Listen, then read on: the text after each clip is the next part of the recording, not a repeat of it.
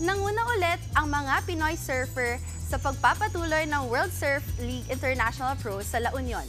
Maraming turista rin ang nabighani sa ganda ng LU. Nasa frontline ng balitang yan, si Ian Suyu.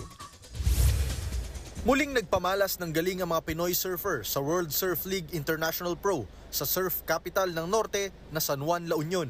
Nagharap sa finals ang defending champion na si world number 4 longboard surfer JR Esquivel at Perry Ventura. Sa huli, nadepensahan ni Esquivel ang kanyang korona. Extra saya kasi first time na Pinoy yung kalaban ko sa may final.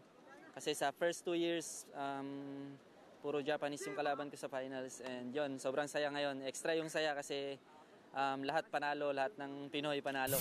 Sa women's event naman, nagharap ang Japanese surfers na sina Hiroka Yoshikawa at Natsumi Tauka. Maagang nakakuha ng lamang si Yoshikawa para tuluyang magwagi sa score na 14.27. Bukod sa cash prize, qualified na rin ang winners para sa WSL Longboard Tournament kung saan mas marami pa silang makakaharap na international surfers.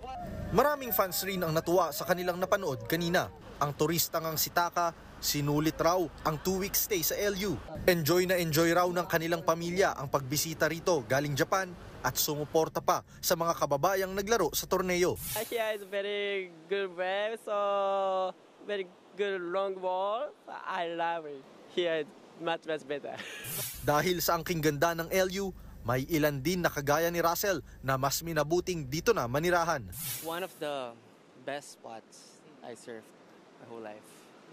So, ganda ng surf culture, ganda ng community, bait ng mga tao. Nagbabalita mula sa frontline, Ian Suyu, News 5. Mga kapatid, Julius Babaw po. Iba na ang may alam at may pakialam sa panahon ngayon. Para sa frontline ng mga balita, mag-follow at mag-subscribe sa social media pages ng News 5.